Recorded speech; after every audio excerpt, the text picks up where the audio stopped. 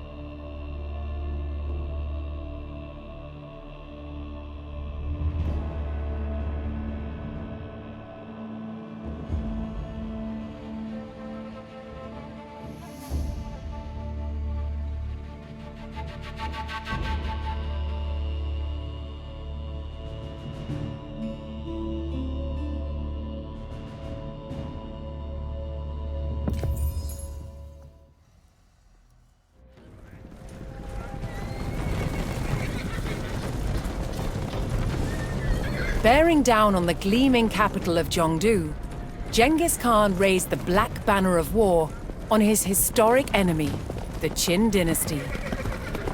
To take the heavily garrisoned capital, the Mongols would have to starve its army by eliminating Chengdu's suppliers.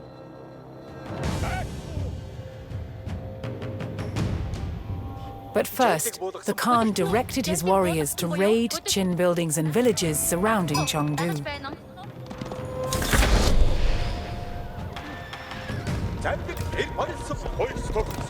Word of the army's wealth would spread, compelling Mongol soldiers from the north to join the fight, seeking spoils of their own.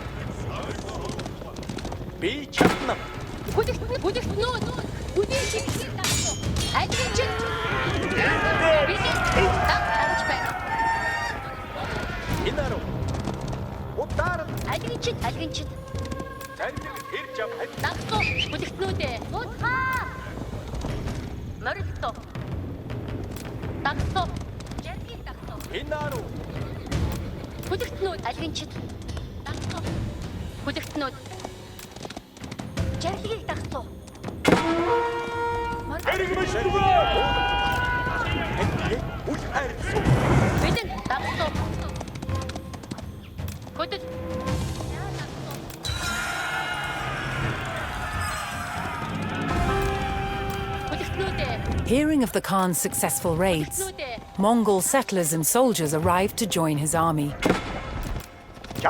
With his numbers steadily growing, the Khan turned his attention to the capital. He sought to starve Chengdu's army by cutting off its suppliers.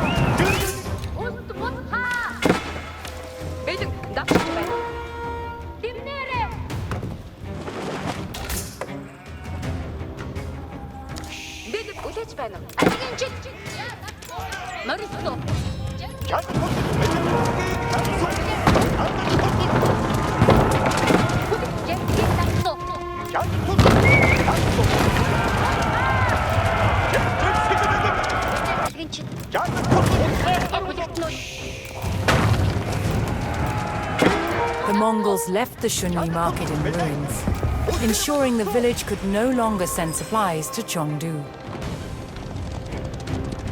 In destroying the supplying markets, the Mongols denied Chengdu critical supplies, leaving its garrison weakened.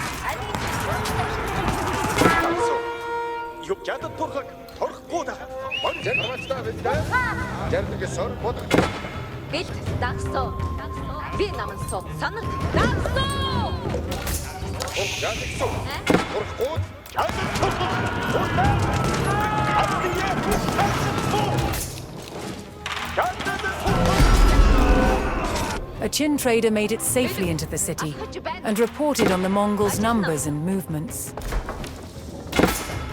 Chengdu would now allocate any military supplies it received to rallying counterattacks on the steppe invaders.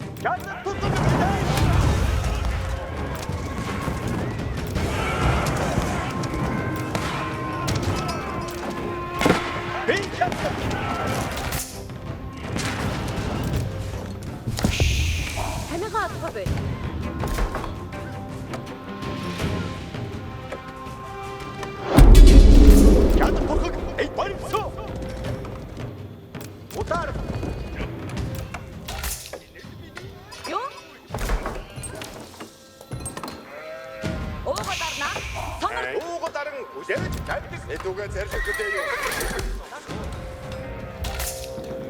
Монгол арга бэлэн. Хөдөд. Уугалаа. Хонордод туу. Хөдөдсөө. Би чадна. Хөдөдсөө. Хөдөдсөө. Хаагач тулаана бэлэн. Энаруу би марисоо. Барьж байна. Ахин зэрэг хөдөдсөө. Инаруу. Чадад толгоуда. Ошаа түдэх бич. Аа? Тэгсөө. Дасоо. Тэмгэж байна. Барьсоо. Үлээж байна. Хамигаа отгоо бай. Дасоо. Барьсоо.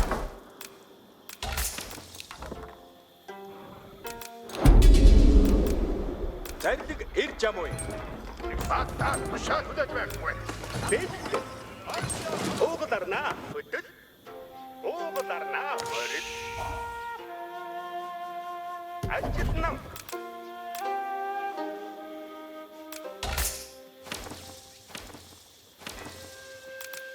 Инаруу. Андердо тоо. Дэмнээ. Ахин зарилэг буулгалуга. Despite the Mongols' efforts to stop them, enough Qin traders had entered Chengdu to fully resupply its military. Choosing their moment, the Qin launched a counterattack.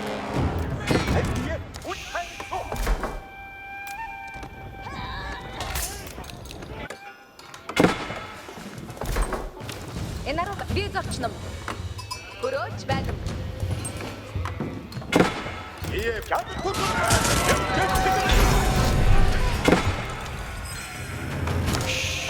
Санар.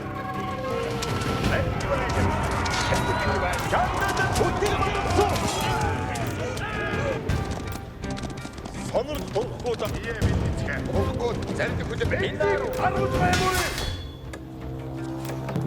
Толгооч нөө ахин зарилэг явж тагсан. Тай удаар сан өтер болгосон. Толгооч нөө сан боо. Чим хатаж байна. Би хаттам.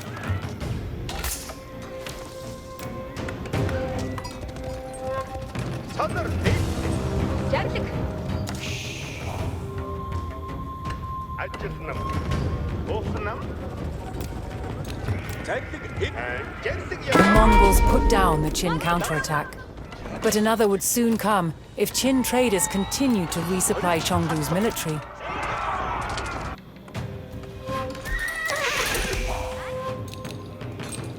Дасоо. Сэлгүүцэн морж байна. Барьж байна. Үлээж байна.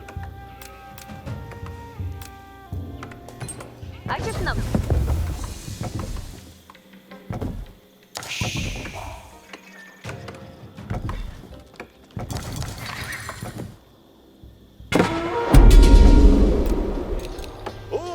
Уугаларнаа. Багтаа тушаа түдэж байхгүй. Арай эцэг Инаруу өтер бич. Зарилэг. Сэлбэнэ. Ахин зарилэг атгаж байна. Зарилгийг дагсуу. Мартулаг бэлэг. Энаруу байна. Дасоо. Ажитнам. Дасоо. Уугаларнаа. Юу? Уугаларна. Санар. Зарилэг ирж амуу. Удаар. Зарилэг соноргол боо. Дагсуу. Юу?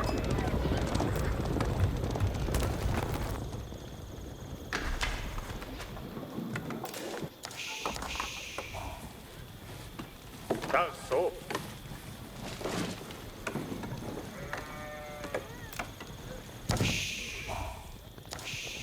Ахин зарцуу. Орисоо.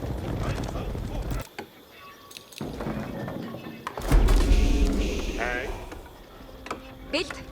Бэлд дагсуу. Барьсуу. Бидний хатсан бэ. Андардат хуу. Бодитсуу. Инаруу. Дагсуу. Хөдөж байна. Цавчнам морилсоо.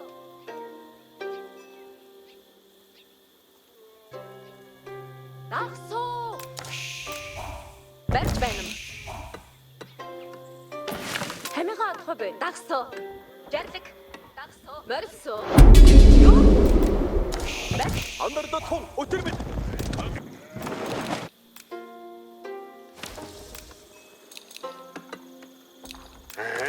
Би морилсоо.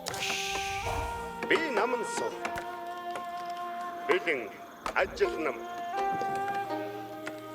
Ахин зарлаг бол өтөр болгосоо.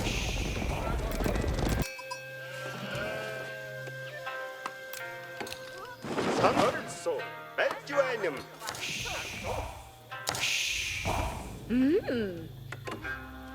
Андардат хуу. Бодитсуу. Дагсуу. Жадгийг дагсуу.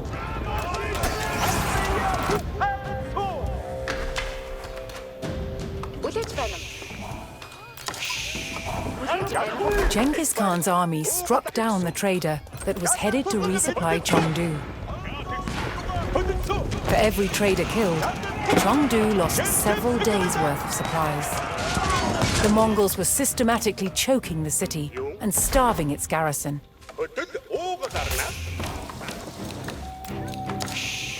Энэро байна. Ажил нам.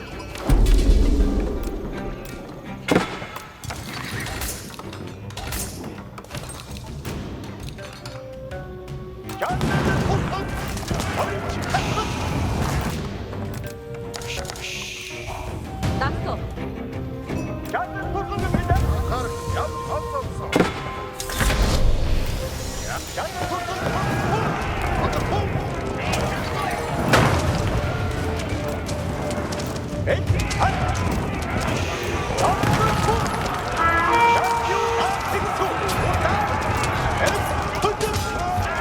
Despite the Mongols' efforts to stop them, enough Qin traders had entered Chengdu to fully resupply its military. Choosing their moment, the Qin launched a counterattack.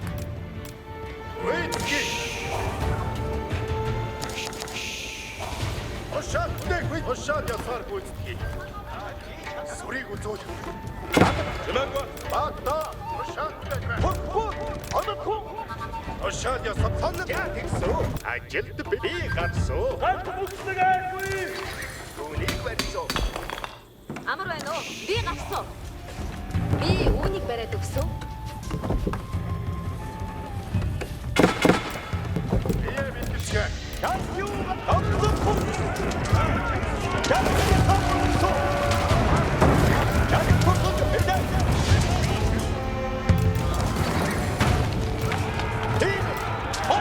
The market at Tongzhou was set aflame, and with it many vital supplies intended for the city. As the Mongols continued to sabotage the city's supplies, Chengdu's garrison grew weaker by the day.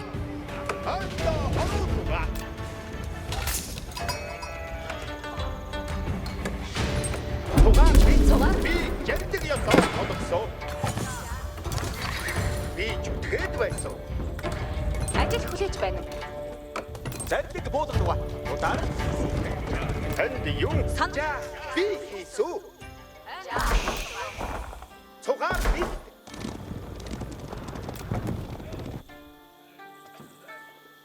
Жарлаг. Ариу хөдөлсөө. Ошааттай. Аны зардлыг хүлээн. Орхуудаа. Орхуудаа. Энд анхаартай толгой. Бата сүрийг үзүүл. Орхууд. Юу хийх? Дариухан.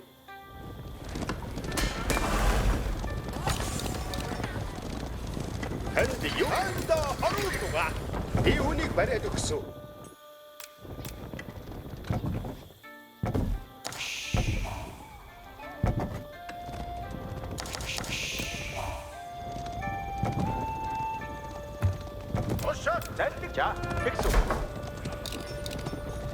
анхааралтай сонор.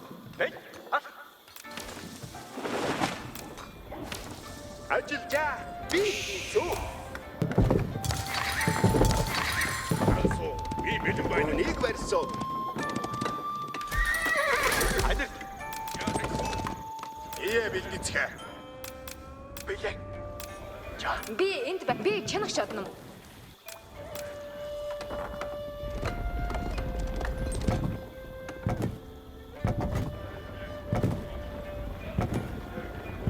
Анхаар хой баатна.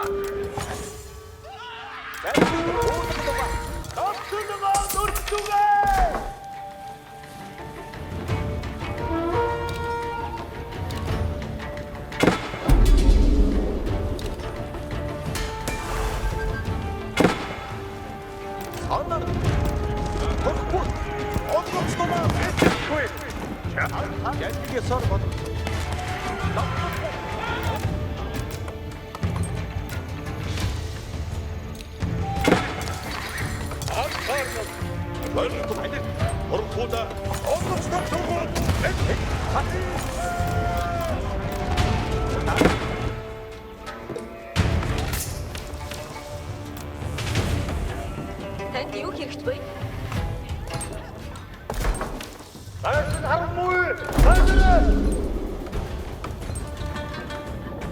Жарилыг буулгах гэж байна юм. Амар байна уу? Эдүгээ морж байна уу? Сонор. Топоочник буулга. Анхааралтай сонор. In raising the market at Fangshen, the Mongols had severed a critical supply line to the capital.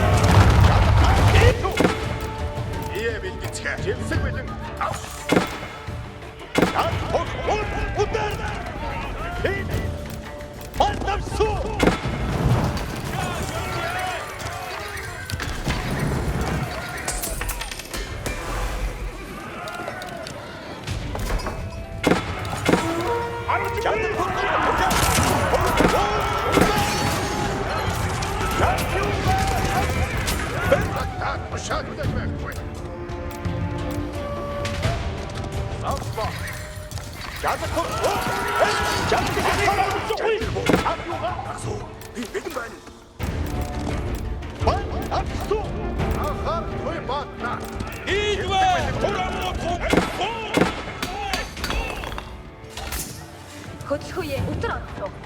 Түүнийг барьсан.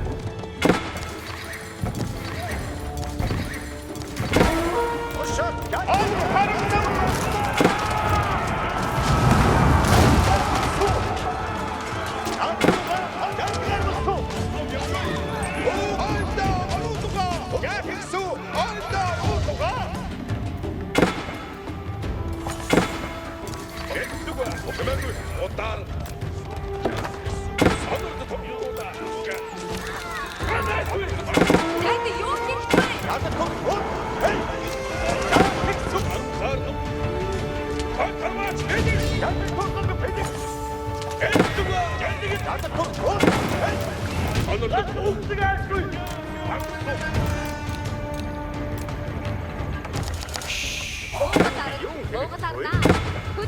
Амар байна уу?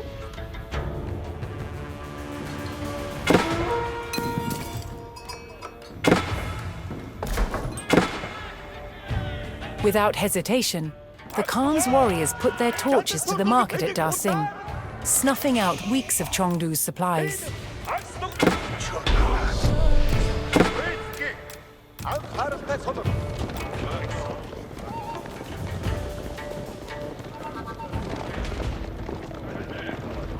With Chengdu devastated by starvation, the walls of the great Qin capital were devoid of soldiers, and only a diminished garrison remained.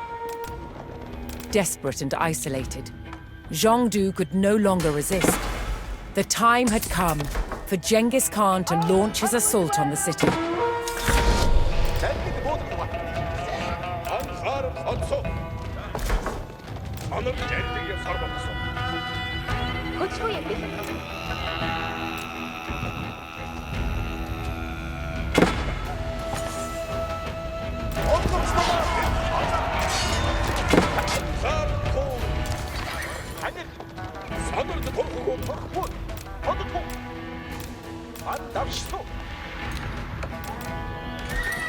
Жансаг болох гэж байна. Таны зөвлөгийг хүлээнэ. Уугалаа. Honor.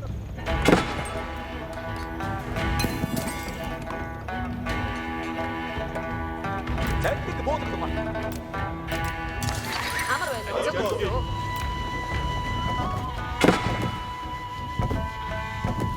Би чүтгэх байсан.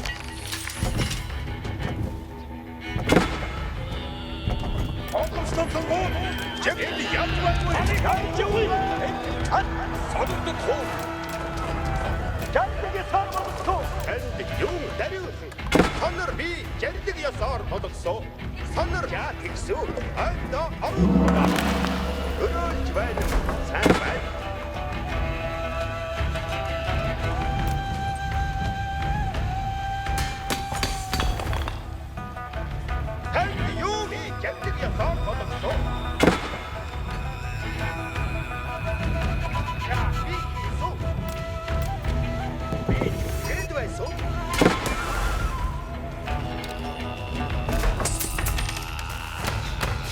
Танд юу хэрэгтэй вэ?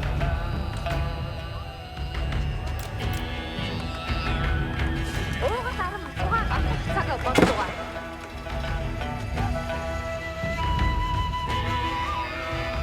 Анхаарал одгоомжтой мэдэн. Удар.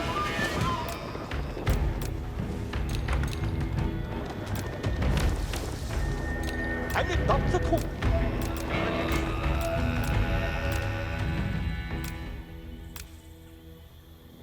Сайхан болж. Жандгаар болсон.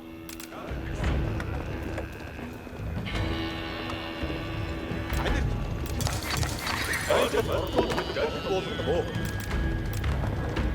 Дальтэг буудагдав. Онхуда анхаарал. Юу хийх вэ? Өтөр хөдөлсөө. Чаа тэгсөө. Анда оролцгоо.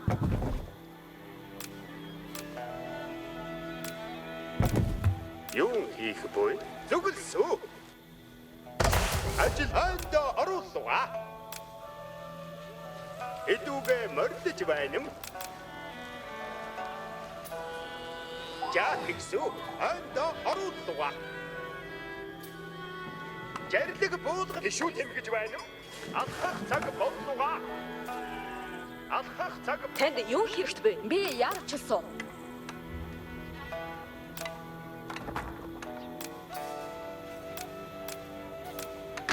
Юу хийх вэ?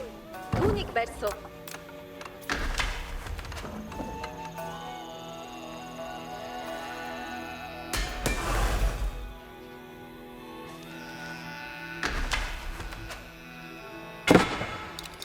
Босха харж байна. Амар байна. Анда оролцгоо.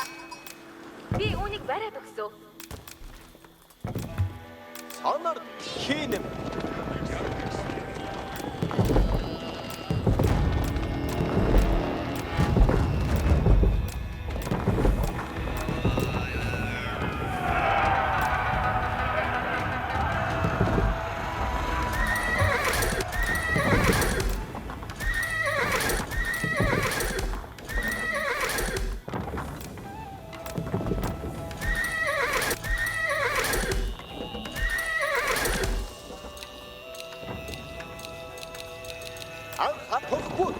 Хөдөлгөөе бэлэн. Даруухан.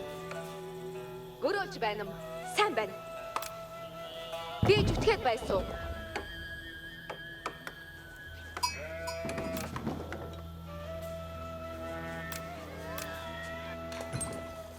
Ажилд бэлэн.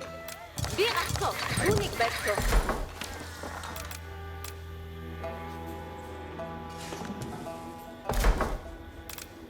Зарлиг буулгадгаа. Хийн өгöd зарлиг сонирхож тун. Таатай байна юм. Сонор. Ажил хүлээж байна юм.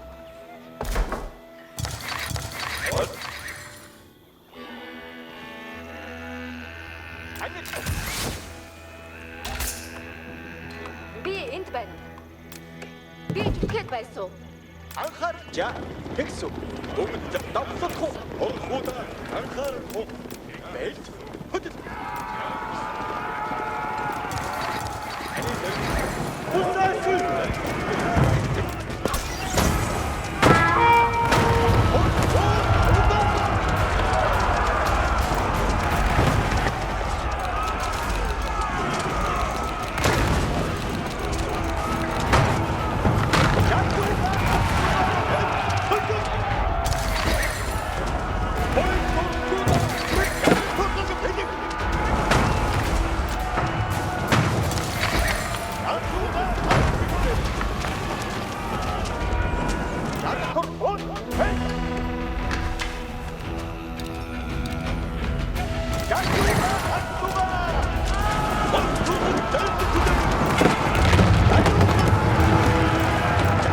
Genghis Khan unleashed the wrath of his Mongol warriors on the heart of the beleaguered city.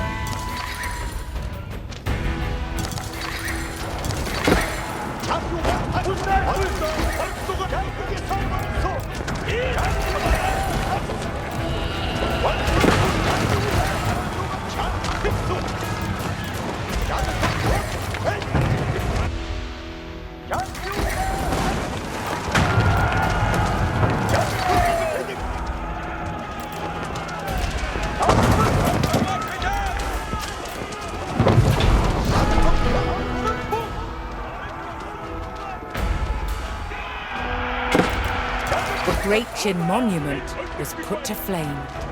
Mongol victory was within reach.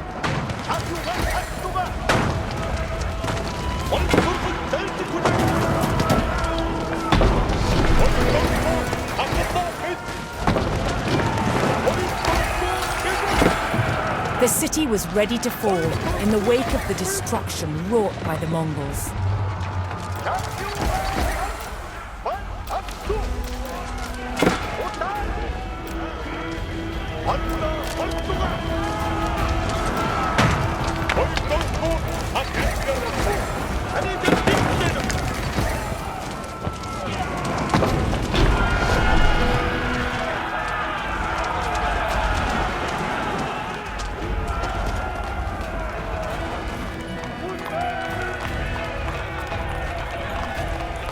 Zhongdu fell to the wrath of Genghis Khan's warriors, yielding great riches for the Mongol Empire. The sacking of Zhongdu would be remembered as one of Genghis Khan's most devastating victories. But this was just the beginning of his quest to create a global empire under Mongol rule.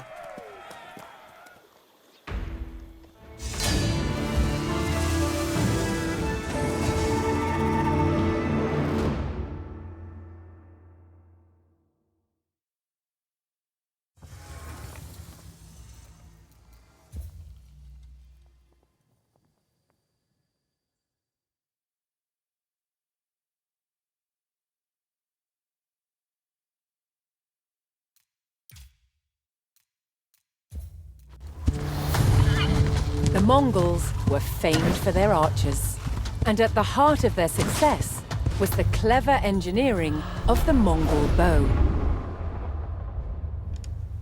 The Mongol bow was part of a family of bows.